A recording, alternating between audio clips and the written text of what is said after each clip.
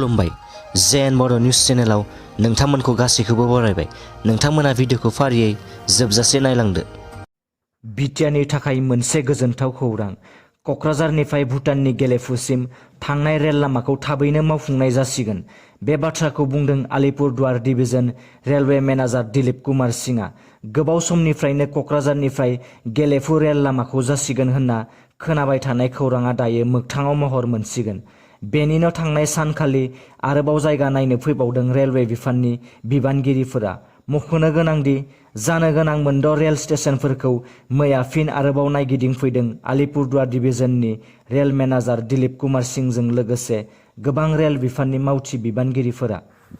मोनसे गिख्रंथाव जाथाय। सासे आइजोआ गावनि आंगो फिसाय आरो बिखुनजोखौ बुथारनाय खौरां मोननाय जादों। बे गिख्रंथाव जाथाया आसामनि नोगोर गुवाहाटीनि नुनमाटि ओनसोलाव थांनाय रबिबारखालि सोराङाव फैदों।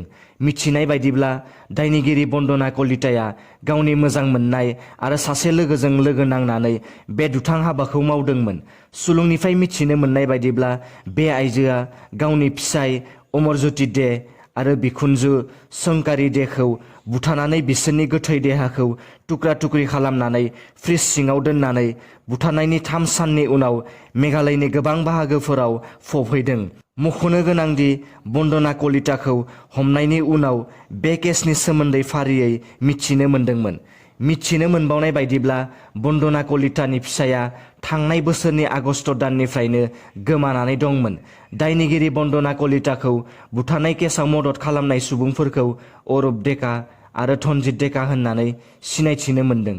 दासान्दि दायनिगिरि बन्दना कलिताया गुवाहाटीनि पानबाजार अलमेन पुलिस थानायाव दं होननानै खौरां मोननाय जादों।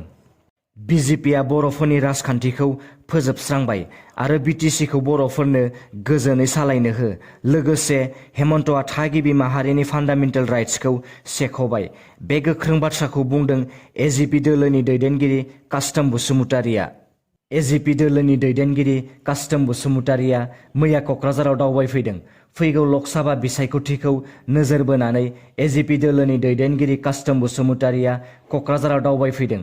दावबायफैनानै गोख्रों रावजों बुंथियो। लोगोसेनो डक्टर हिमन्त बिश्व शर्मा आरो बिजेपि राजखान्थि हान्जाखौ फेजेननो ओनसोलनि गुबुन गुबुन राजखान्थि हान्जाफोरखौ ज' जानो खावलायदों। मेघालयआव नरेन्द्र मदिनि रेलीखौ पारमिसन होआखै।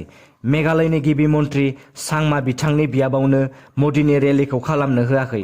फैगौ 27 फेब्रुवारिनिफ्राय मेघालय बिधान सभानि बिसायख'थिखौ खुंफुंनाय जागोन आरो दासान्दि बे बिसायख'थिनि थाखायनो मेघालयआव रायजो नाङैनो गुबुन गुबुन दोलोनि बिसायख'थि फोसावदिं खालामनाया सोलिगासिनो।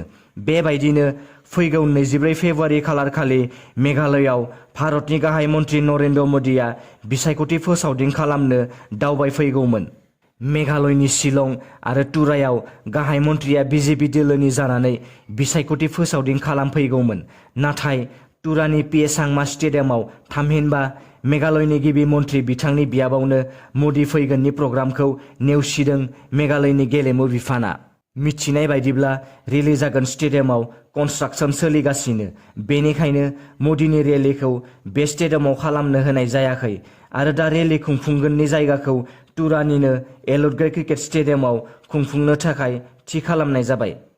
दिनैनि रादाबा एसेनोसै। नोंथांमोना भिडिअखौ नायनानै मोजां मोनदोंबा अन्नानै चेनेलखौ साबस्क्राइब खालामनो दाबाव। लोगोसे लाइक शेयार आरो कमेन्ट खालामहर जाहाथे उनाव आं नोंसोरनिसिम गोदान गोदान निउसनि आपडेटफोर लाबोबाय थानो हायो। गोजोन्थों।